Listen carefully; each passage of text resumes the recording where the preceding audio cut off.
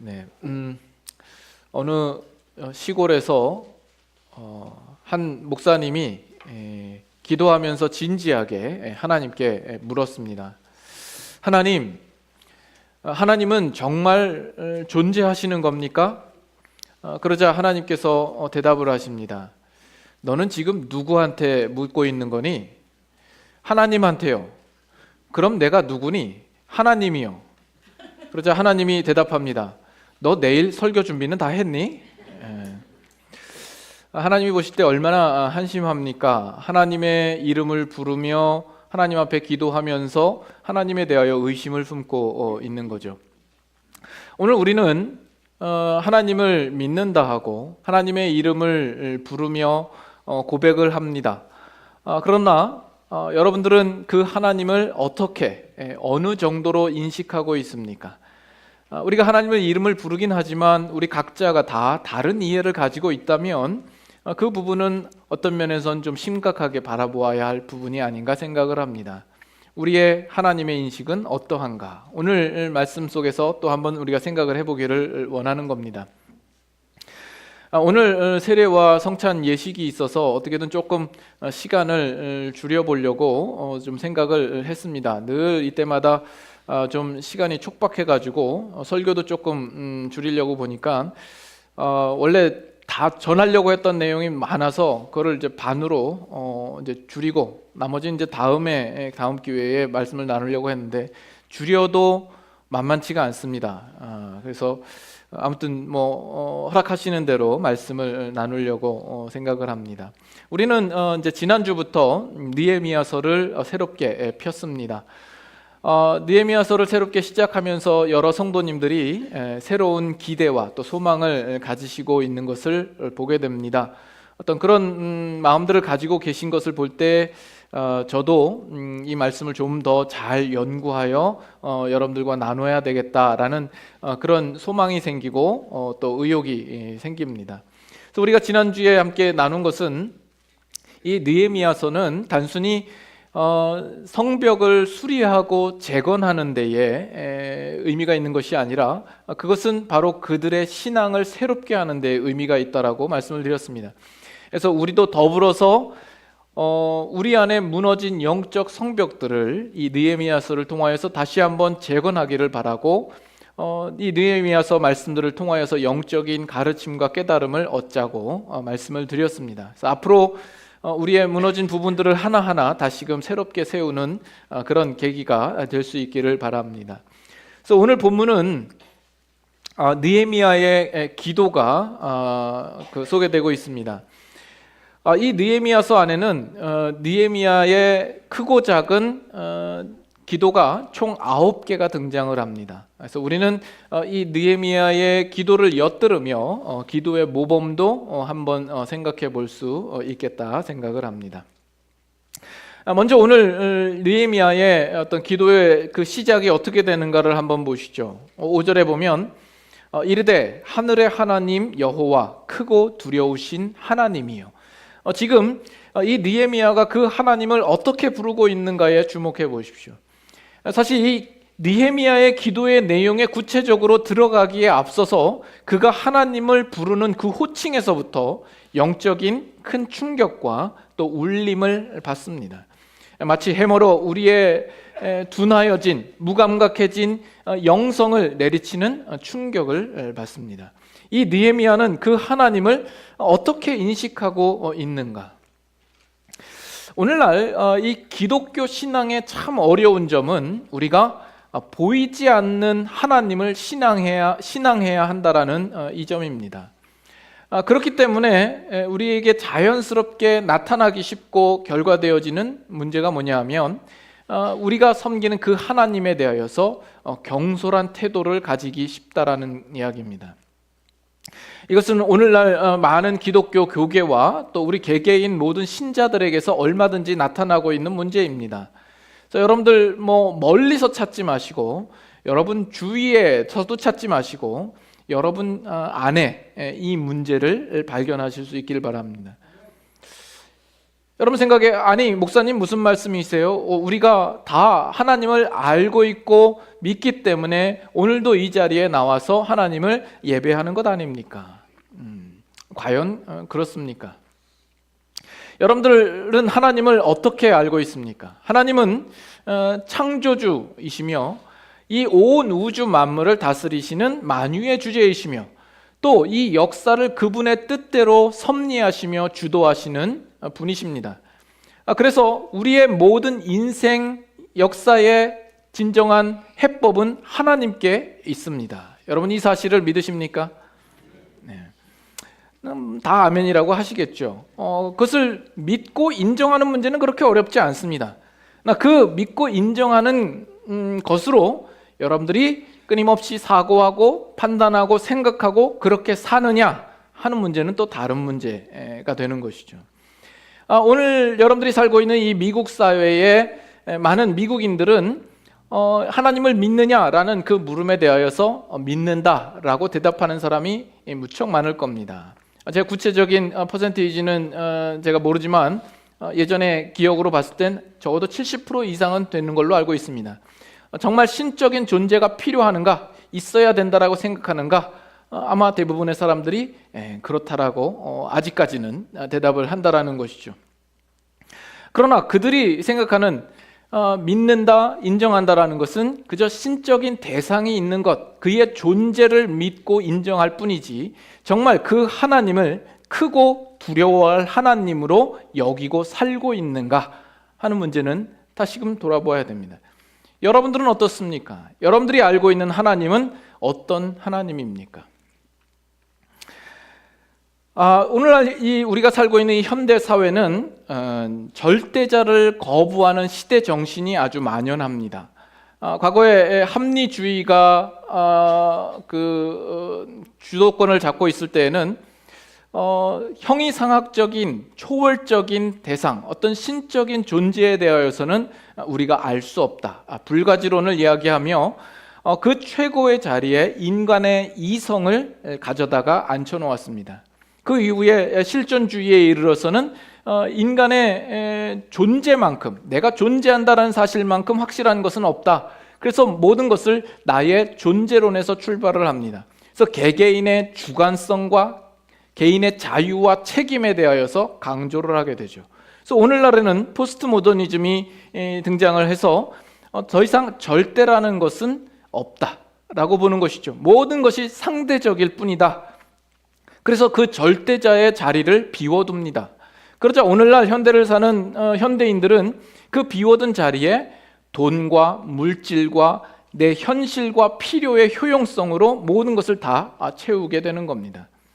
그것이 세상 사람들뿐만이 아니라 오늘 하나님을 믿고 신앙하는 우리 신앙인들조차도 그 부분에 영향이 있어서 우리가 하나님의 이름을 부르기는 하지만 그것은 모두 다 우리의 삶과 현실의 필요를 채우기 위하여서, 효용성을 더하기 위하여서만 그 이름을 부르는 것이죠. 나의 만족의 필요만을 위하여서 하나님이 필요한 것입니다.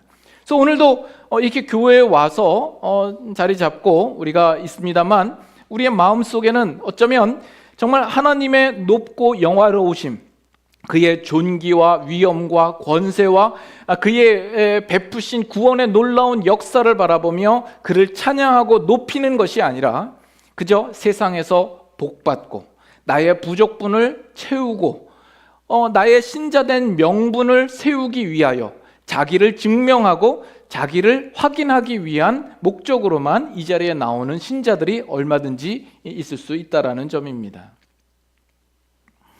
그래서 우리에게 가장 먼저 우리의 무너진 영적 성벽을 회복해야 할 영적 성벽은 바로 이것입니다. 하나님의 하나님 되심. 우리가 그 하나님을 어떻게 인식하는가에 대한 문제입니다. 오늘 이 느헤미야는 그 기도의 시작에서 그 하나님을 하늘의 하나님 여호와, 크고 두려워할 하나님으로 고백하고 있습니다. 신명기 7장 한번 보실까요? 신명기 7장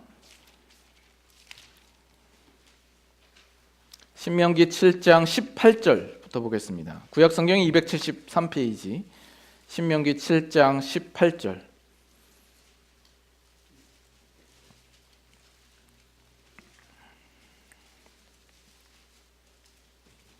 신명기 7장 18절부터 21절까지 같이 한번 교독하도록 하겠습니다. 그들을 두려워하지 말고 네 하나님 여호와께서 바로와 온 애굽에 행하신 것을 잘 기억하되 네 하나님 여호와께서 너를 인도하여 내실 때에 내가 본 큰 시험과 이적과 기사와 강한 손과 내 편파를 기억하라. 네 하나님 여호와께서 내가 두려워하는 모든 민족에게 그와 같이 행하실 것이요.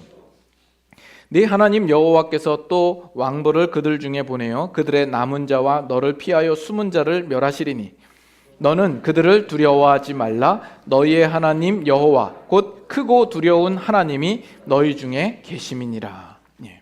지금 이스라엘 백성이 이제 광야에서 거의 40년을 이제 채우고 이제 가나안 땅을 들어가기에 앞서서 하나님께서 그들에게 이르시는 말씀입니다. 너희는 그들을 두려워하지 말라. 하나님께서 바로와 온 애굽에게 행하신 것들을 기억하라. 너희들은 그를 두려워하지 말라. 그러면서 그 하나님을 어떻게 소개하고 있죠? 너희의 하나님 여호와 곧 크고 두려우신 하나님, 그가 너희 중에 계시다라는 겁니다.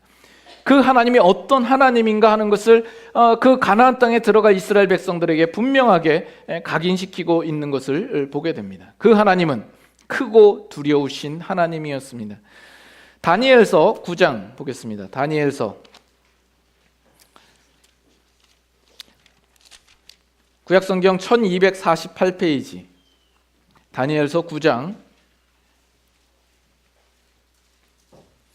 3절과 4절입니다. 이 다니엘서 9장은 다니엘의 기도가 소개되어져 있습니다. 다니엘의 기도. 이 다니엘도 그 기도를 어떻게 시작하는가 한번 보시죠. 다니엘서 9장 3절에서 4절. 아직도 찾는 소리가 요란하시네요. 다니엘이 어디 붙어 있는지 도대체 알 수 없는.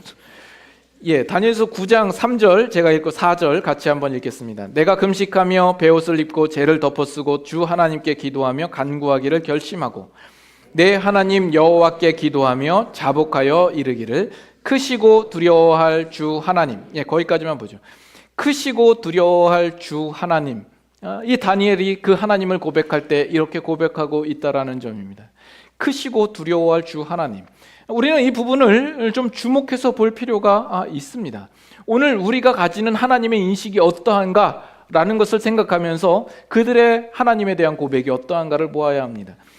시편 33편 8절에는 이렇게 나와 있습니다. 온 땅은 여호와를 두려워하며 세상의 모든 거민들은 그를 경외할지어다. 시편 89편 7절에는 하나님은 거룩한 자의 모임 가운데서 매우 무서워할 이시오며 둘러있는 모든 자 위에 더욱 두려워할 이시니이다. 예수님도 마태복음 10장에 몸을 죽이되 영을 죽이지 못하는 자를 두려워하지 말고 몸과 영혼을 능히 지옥에 멸하실 수 있는 이를 두려워하라. 이렇게 말씀하고 있습니다.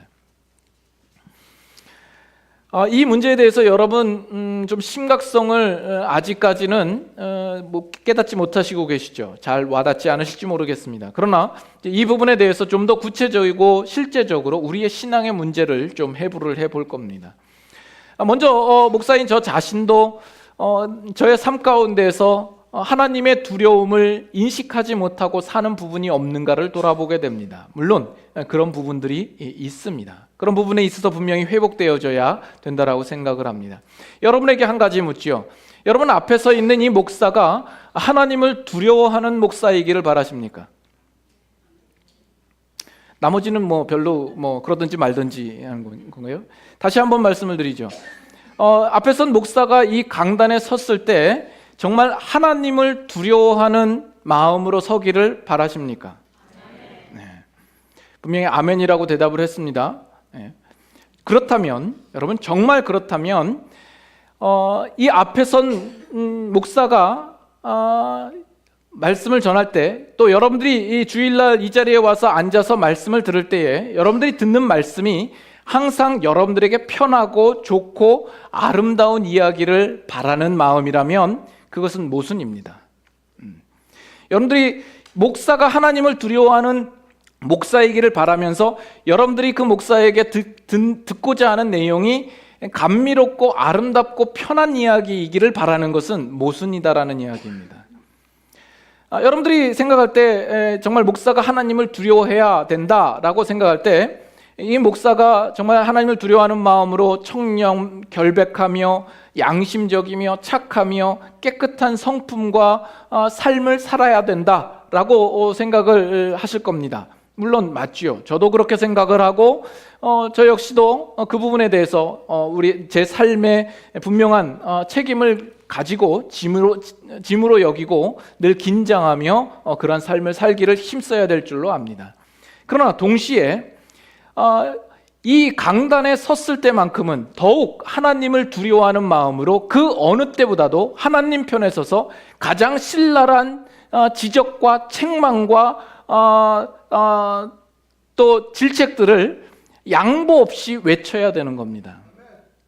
그것이 하나님을 두려워하는 목사입니다. 여러분 중에 혹시 이런 생각을 하실지 모르겠어요. 새파랗게 젊은 목사가 자기보다 나이 많은 성도들을 앞에 두고 늘 혼내고 책망하는 투로 이야기를 한다. 이렇게 생각하시는 분이 있습니다. 그것으로 상당히 마음이 좀 편치 않으시는 분들이 있을지 모르겠습니다. 아니, 저도 어쩌면 인간적인 면에 있어서는 그러고 싶지 않습니다. 뭐하러 제가 여기서 악을 써서 여러분들에게 미움을 사겠습니까? 그러나 종종 제가 그럴 수밖에 없는 이유는 저는 사람을 두려워하는 자가 아니고 하나님을 두려워하는 자이어야 되기 때문에 그렇습니다. 이 부분은 제가 목회적인 사명을 다할 때까지 변함이 없기를 소망합니다. 그래서 목사는 하나님의 주어진 말씀을 따라서 때로는 악을 쓰고 목청을 돋구어야 할 때가 있습니다. 아니, 오늘날 이 시대적인 상황을 볼 때나 오늘날 신자들의 실상을 볼 때에는 그러한 일들이 더욱 많아야 된다라고 생각을 합니다. 여러분, 구약에 선지자가 있죠. 이 선지자의 사명이라고 하는 것은 하나님께서 그에게 맡겨주신 말씀들을 그대로 가감없이 전하는 것입니다. 하나님을 두려워하는 마음으로 그것을 있는 그대로 전해야 하는 겁니다. 설령 그 앞에 서 있는 자가 왕이라 할지라도 말이죠. 한 나라를 다스리는 왕이요, 절대 통수권자요, 생사 여탈권을 쥐고 있는 왕이라 할지라도, 반면 이 선지자는 정말 허름한 옷을 입고 사회적으로 신분이 아무것도 아니고 보잘것없는 존재라 할지라도 그가 전하는 말씀만큼은, 메시지만큼은 하나님의 권위로 주어진 것이기 때문에 그 왕이라도 두려워하지 말고 담대하게 전해야 되는 것입니다. 그래서 성경에 보면 거짓 선지자와 참 선지자가 나오죠. 거짓 선지자는 언제나 왕 앞에서 길한 예언을 하죠. 왕을 즐겁게 하기 위하여. 참 선지자는 하나님의 뜻을 받들어서 그것이 흉한 예언이라 할지라도 그 왕 앞에서 뜻을 굽히지 아니하고 그것을 담대하게 전하는 것입니다. 또 누군가 책을 썼는데 그 책의 내용이 뭐냐면 오늘날 강단에 서는 설교자들은 선지자적 소명을 가지고 서야 된다라는 겁니다. 저는 그 말에 전적으로 동의합니다. 오늘 여러분들이 살고 있는 이 시대에는 선지자는 없습니다. 저도 선지자가 아닙니다. 저 또한 그렇게 의롭지도 않습니다. 그러나 말씀을 전해야 되는 그 입장에 서 있을 때에는 하나님을 두려워하는 마음으로 선지자적인 마인드를 가지고 여러분 앞에 나서서 그 말씀을 있는 그대로 전해야 되는 줄 믿습니다. 그것이 이 선지자적인 마인드를 가진 설교자요, 이 부분에 대하여서 여러분들은 이의가 없어야 될 줄로 압니다. 그리고 저도 부족하기 때문에 제가 전한 말씀 앞에 저도 겸허하게 무릎 꿇는 심정으로 있어야 할 것입니다. 여러분 김용옥 교수 혹시 아시죠? 예. 이분이 상당히 똑똑하고 천재기가 조금 있습니다. 이제 과거에 제가 설교를 하면서 이분 이야기를 조금 비유를 들은 적이 있어요. 그 전에 이제 그 천안함 침몰 사건이 있을 때 이분이 한 이야기를 가지고 이제 설교 때 잠깐 인용을 한 적이 있습니다. 그래서 이 사람이 마치 스스로 자기가 진리에 대하여서 잘 알고 있는 것처럼 생각을 하지만 그 지척에서 일어난 일조차도 알지 못하는 스스로 한계점을 드러내고 있다라는 이야기를 한 적이 있습니다. 그러자 그 다음 날 성도 중에 한 분이 장문의 이메일을 저한테 보내왔습니다. 아니 목사님은 정치에 관심이 없으시다고 하시면서 김용옥 교수에 대하여서 그렇게 비판하며 말씀을 하십니까? 다분히 정치적인 설교입니다 라는 식의 이야기를 한 것이죠. 그래서 제가 보고 이분이 뭔가 오해가 있구나 라고 생각을 하면서 저도 장문의 이메일을 답해야 됐습니다. 그래서 여러분들 혹시 저한테 이메일을 하실 때는 좀 장문으로 쓰지 마세요. 제가 힘들어요. 제가 그분에게 말씀드린 것은 저는 역시 그 정치적인 부분에 대하여서 큰 관심이 없습니다. 이 김용옥 교수에 대해서 제가 이야기를 한 것은 정치적인 관점에서 이야기한 것이 아니라 신학적인 관점에서 그 사람을 이야기를 한 것입니다 라고 이야기를 드렸죠. 여러분, 이 김용옥 교수가 요한복음 강해서를 쓴 것 아십니까? 그가 실제로 신학교를 나왔어요. 그리고 그는 신학자이며 철학자, 사상가입니다. 근데 그 신학이라는 것이 우리가 아는 신학이 아닌 거죠. 자유주의 신학이고 동양 사상과 이 기독교 신앙을 짬뽕해서 아주 자기 나름대로의 아주 정말 색다르고 엉뚱한 그런 신학을 펴는 사람입니다. 그래서 그런 부분에서 이 사람이 마치 자신이 진리를 다 아는 것처럼 말하지만 정말 그 가까이서 일어나는 일조차도 그는 알지 못하는 한계점이 있다라는 사실을 이야기하고 싶었던 겁니다라고 이야기를 하니까 이제 다음날 이제 또 답장이 왔어요. 그래서 그랬군요. 저는 그 전에 몰랐습니다. 이렇게 해서 답장이 왔어요. 이제 이분이 한국에선 전혀 신앙이 없다가 이제 미국에 오시면서 신앙생활을 이제 시작을 하셔서 우리 교회에서도 이제 신앙생활을 시작한 지 얼마 안 되셔서 오셨던 분입니다. 그러니까 지금 다른 주에서 신앙생활을 아주 열심히 잘 하시고 계시는 분입니다. 근데 제가 이분 이야기를 왜 하냐면 그럼에도 불구하고 그분이 참 괜찮은 말을 한 게 있어서 그 말씀을 가지고 잠깐 이야기를 하려고 하는 겁니다. 이분의 강의를 여러분들이 들어보셨으면 이분 참 아주 신랄합니다. 그리고 거침없이 이야기를 하고 심한 표현도 쓰는 거죠. 그래서 혹자는 이분에 대하여서 이제 여러 가지 말이 많은 것이죠. 그 부분에 대해서 이분이 뭐라고 이야기를 하냐면 사람이 뜻을 얻으면 말이 없다. 이렇게 말하는 겁니다. 우리가 한번 곰곰이 생각해 볼 내용입니다. 뜻을 얻으면 말이 없다라는 겁니다. 우리가 말이 많은 것은 결국 뜻을 얻지 못한 것이죠. 그 전하고자 하는 그 내용의 포인트와 그 핵심에 대하여서 올바로 깨닫고 그것을 알지 못하면 어떤 부수적인 어떤 어투나 표현들을 가지고 말이 많기 마련이다라는 이야기입니다. 어떤 면에서는 설교도 마찬가지입니다. 말씀을 통해서 여러분들에게 전달하고 여러분들에게 주시고자 하시는 하나님의 메시지에 대하여서 여러분들이 분명 마음에 터치가 있고 하나님의 주시는 그 깨달음이 있다면 사실은 말이 없게 마련입니다. 근데 그 부분에 대하여서 우리의 마음이 닫혀 있고 막혀 있기 때문에 여러 가지 말의 표현이나 어투나 어떤 부족한 것들에 대하여서 늘 말이 많게 마련이다라는 이야기입니다. 그래서 사람이 뜻을 얻으면 말이 없다라는 겁니다. 우리가 한번 생각해 볼 필요가 있습니다. 로이드 존스 목사님이 이런 이야기를 했습니다. 설교자는 강단에 섰을 때에는 사자처럼 으르렁거려야 한다. 그러나 강단에서 내려왔을 때는 양처럼 온순한 마음으로 성도들을 대해야 된다. 저는 그 말에도 동의를 합니다. 그래서 아무쪼록 이 자리에서 하나님의 말씀을 전달하는 입장에 섰을 때에는 진정 어느 때고 하나님을 두려워하는 마음으로 여러분 앞에 서기를 바랍니다. 그래서 여러분들도 그를 위하여서 기도해 주시기를 바랍니다. 그래서 여러분에게 다음 질문입니다. 정말 여러분들이 이 목사가 하나님을 두려워하는 목사이기를 바라는 만큼 여러분들은 신자로서 정말 하나님을 두려워하는 신자가 되어야 함을 인정하십니까? 오늘날 우리 신자들 가운데서 하나님에 대한 인식이 잘못되어 있는 경우들이 참 많이 있습니다. 우리는 하나님을 어떻게 인식하냐면 마치 집에 수도관이 터져서 부른 플러머처럼, 또는 집에 전기가 나가서 불러들인 일렉트리션처럼 하나님을 생각하는 경우들이 많습니다. 내 현실적인 나의 현실과 운명을 조정하기 위하여서 들어오시는 분, 나의 문제를 고치고 해결하기 위하여서 필요한 분으로 하나님을 생각하는 겁니다. 그래서 여러분의 일상 삶에서 여러분들이 물어야 하는 것은 이것입니다. 정말 하나님이 먼저 계시고 그분의 뜻에 따라 내가 순종하며 항복할 자세로 서 있는가? 아니면 나의 어려운 형편과 상황들이 먼저 있고 그 일들을 위하여서 하나님을 불러오려고 하는가 하는 이 질문을 해봐야 됩니다.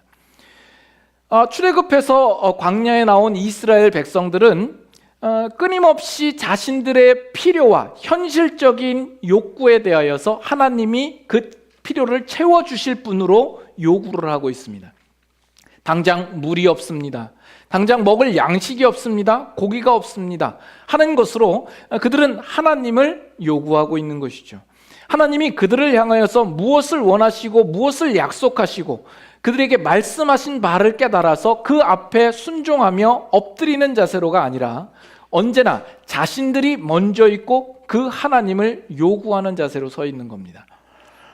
우리가 지난주에 이제 가을 특별 새벽 기도가 있었고 한 주간 동안 이제 기도에 대하여서 우리가 많은 이야기를 함께 나누었습니다. 그래서 기도의 가장 원초적이고 기초적인 내용은 뭐냐면 우리가 하나님 앞에 도와주십시오 라는 것 외에 다른 의미가 없다라고 이야기했습니다. 하나님께 도와주십시오. 하나님 앞에 우리가 구걸하는 겁니다. 여러분, 누군가에게 도움을 청하고 구걸할 때에는 우리의 자존심을 내세워서는 안 됩니다. 자존심을 지키면서 우리가 구걸을 할 수는 없습니다. 모든 자존심을 내어놓아야 합니다. 그래서 기도라는 것은 하나님의 하나님 되심을 인정하며 우리가 그 앞에서 하나님, 이 일은 내가 할 수 있는 것이 아닙니다. 하나님께서만이 하실 수 있습니다. 하나님께서 간섭하시고 이 일들을 이루어 주십시오 하는 것입니다. 그래서 전적으로 하나님의 하실 일들을 기대하는 겁니다. 그래서 그것이 우리의 필요와 우리의 바램을 놓고 하나님이 오셔서 이 바램을 들어줘야 되는, 우리가 부려먹는 하나님이 되어서는 안 되는 겁니다. 우리가 하나님 앞에 나아가서 우리의 문제를 내려놓고 하나님께서 하나님의 뜻대로 행하시옵소서, 우리가 하나님 앞에 전적으로 내어 맡기는 자세가 기도여야 하는 겁니다. 그래서 예전에 누군가 기도를 이렇게 설명하는 것을 들은 적이 있습니다. 하나님의 마음을 움직이는 기도, 하늘 보좌를 흔드는 기도.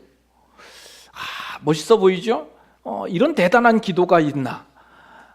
그러나 이런 발상과 이런 표현 자체가 마치 우리를 중심에다 두고 하나님을 바꾸려고 하는 의도가 그 안에 많이 내포되어 있다라고 생각을 합니다. 자꾸 하나님을 바꾸고 싶은 거죠. 왜 우리가 하나님의 마음을 움직이고 싶어 합니까? 왜 하늘 보좌를 흔듭니까? 하나님이 앉아 계신데 그 보좌를 흔들면 하나님도 디지하십니다. 어지럼증을 호소할지 모릅니다. 왜 하나님의 보좌를 흔들려고 하는가 말이죠. 우리는 끊임없이 나의 소원과 나의 욕구와 나의 바람들을 가지고 하나님이 그것을 오셔서 들어주셔야 하는 분으로 하나님을 부려먹고 시켜먹는 어떤 대상으로 우리는 자꾸 생각하고 싶은지 모릅니다. 여러분들은 그 하나님을 어떻게 인식하고 있습니까? 크고 두려워할 하나님이십니까? 우리가 한 가지 더 심각한 하나님의 인식에 대하여서, 잘못된 인식에 대하여서 생각할 것은 이것입니다.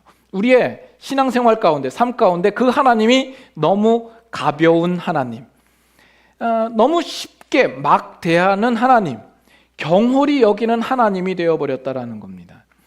여러분, 과거에는 하나님을 참 두렵게 여겼습니다. 그래서 과거 신자들의 모습을 보면 뭔가 내가 죄라도 지으면 하나님께로부터 천벌을 받을까봐 늘 노심초사 두려워하는 모습이었습니다. 그래서 두려워서라도 죄를 짓지 않으려고 하는 마음이었습니다. 그래서 언제나 하나님을 향하여서는 예의와 격식을 깍듯이하고 정성을 다하고자 하는 마음들이 있었습니다. 그래서 주일이 되면 우리는 이 자리에 나와서 하나님을 예배를 해야 되는 겁니다. 주일 성수를 지키는 것이 가장 정말 하나님께 대한 우리의 예의라고 생각을 하고, 이 주일 성수를 지키지 않으면, 그리고 나서 어디 놀러라도 가면 왠지 뒤통수가 불안해서 자꾸 뒤돌아보게 되고 어디 다리라도 부러질까 늘 두려웠던 것이죠.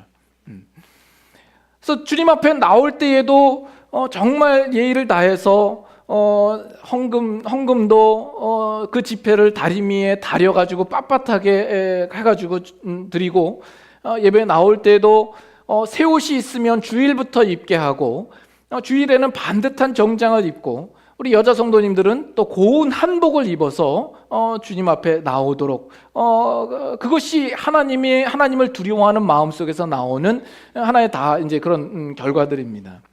그러나 오늘날에는 이제 그 부분에 대해서 이제 문제를 제기한 거죠.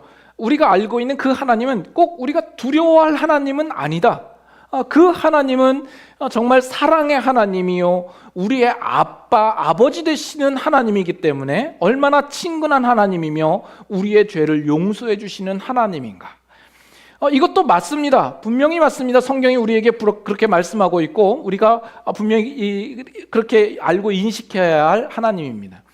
우리가 신앙생활할 때는 이 말씀드린 이 두 가지가 사실은 둘 다 있어야 합니다.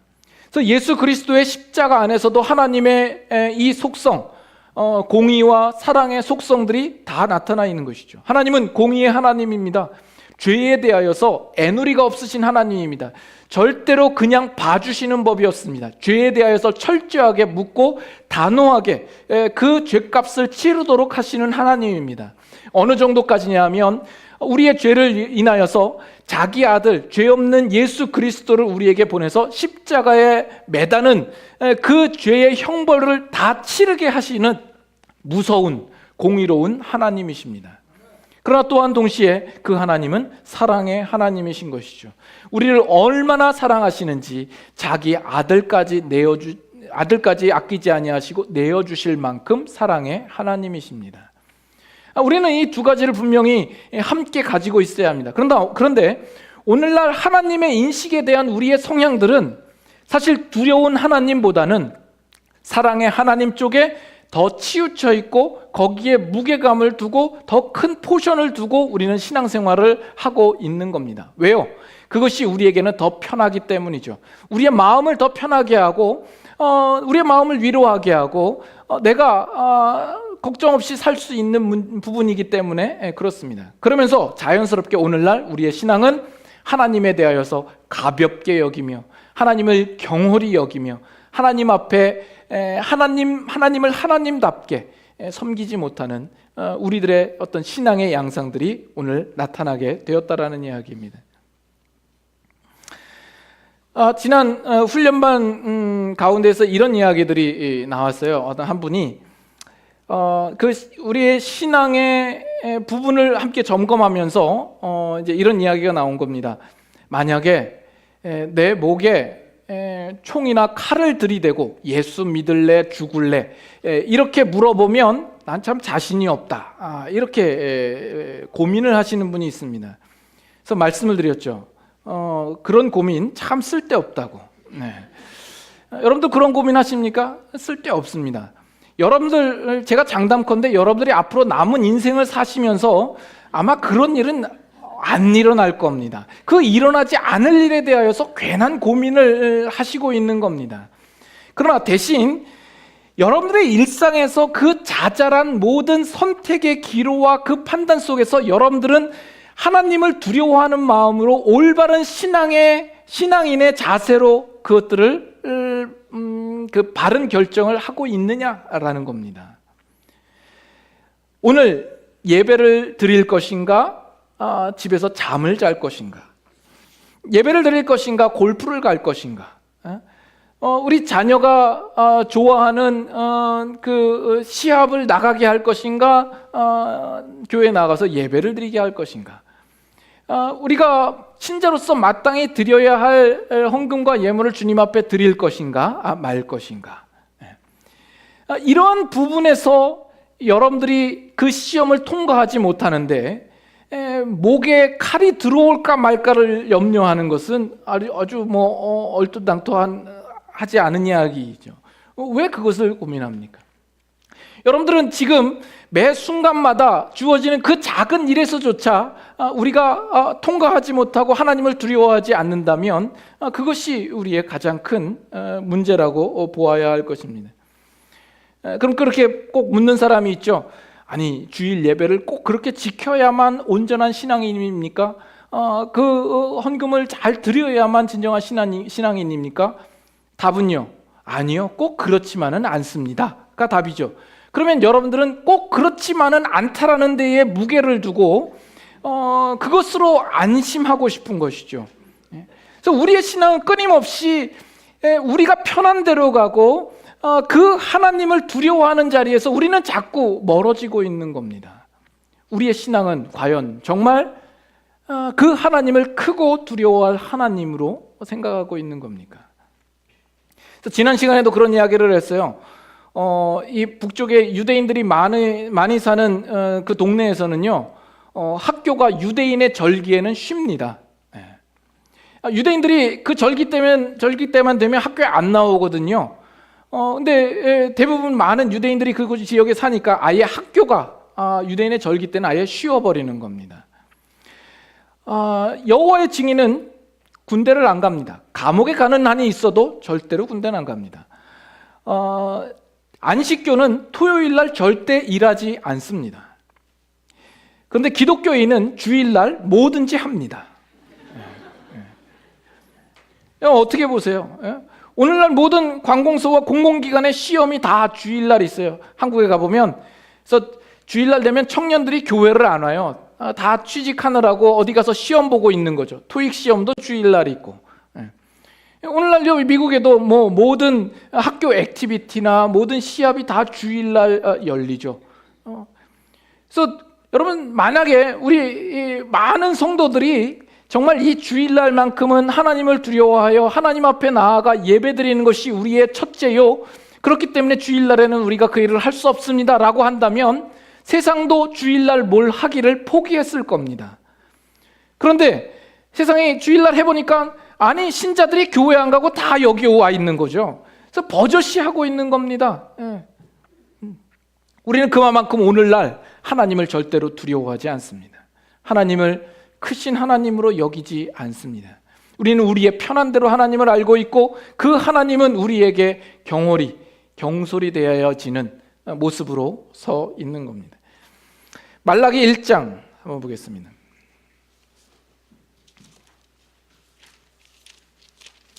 말라기 1장, 구약성경 1327페이지.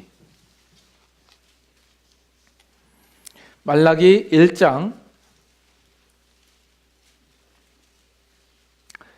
6절부터 10절까지 한번 그 내용을 잘 생각하시면서 한번 같이 교독하도록 하겠습니다. 6절부터 읽습니다. 내 이름을 멸시하는 제사장들아, 나 만군의 여호와가 너희에게 이르기를 아들은 그 아버지를, 종은 그 주인을 공경하나니 내가 아버지일진데 나를 공경함이 어디 있느냐? 내가 주인일진데 나를 두려워함이 어디 있느냐?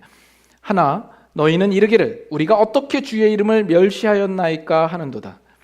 너희가 더러운 떡을 나의 제단에 드리고도 말하기를 우리가 어떻게 주를 더럽게 하였나이까 하는도다. 이는 너희가 여호와의 식탁은 경멸히 여길 것이라 말하기 때문이라. 만군의 여호와가 이르노라 너희가 눈먼 희생 제물을 드리는 것이 어찌 악하지 아니하며 저는 것 병든 것을 드리는 것이 어찌 악하지 아니하냐. 이제 그것을 너희 총독에게 드려보라. 그가 너를 기뻐하겠으며 너를 받아주겠느냐. 만군의 여호와가 이르노라 너희는 나 하나님께 은혜를 구하면서 우리를 불쌍히 여기소서 하여보라. 너희가 이같이 행하였으니 내가 너희 중 하나인들 받겠느냐. 만군의 여호와가 이르노라 너희가 내 제단 위에 헛되이 불사르지 못하게 하기 위하여 너희 중에 성전문을 닫을 자가 있었으면 좋겠도다. 다 같이 내가 너희를 기뻐하지 아니하며 너희가 손으로 드리는 것을 받지도 아니하리라. 여러분이 이 말라기 선지자가 그 당시 이스라엘 백성에게 지적하며 책망하며 말씀하는 이 말씀이 오늘 우리들에게, 오늘 나에게 하시는 말씀이 아닌가 돌아보아야 합니다. 우리는 그 하나님을 정말 두려워하는가? 그 하나님 앞에 우리도 더러운 떡과 눈먼 희생과 저는 것과 병든 것을 주님 앞에 드리고 있지는 않는가? 그러면서 우리가 언제 주님을 멸시했습니까? 우리는 이러고 있는 것 아닌가 하는 겁니다. 단지 이 예배의 부분에서만 이야기하는 것이 아닙니다. 예배는 그저 하나의 예일 뿐이고 그 밖에 우리의 모든 삶 가운데에서 하나님을 두려워하지 아니하는 우리들의 모습은 어디에서나 나타납니다. 갈라디아서 6장 한 구절만 더 볼까요? 갈라디아서 6장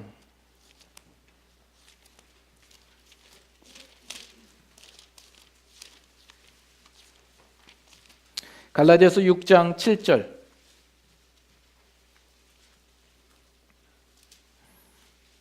다 같이 한번 읽겠습니다. 6장 7절 다 같이 스스로 속이지 말라 하나님은 업신여김을 받지 아니하시나니 사람이 무엇으로 심든지 그대로 거두리라. 스스로 속이지 말라고 합니다. 우리는 어쩌면 스스로 속이는지 모릅니다.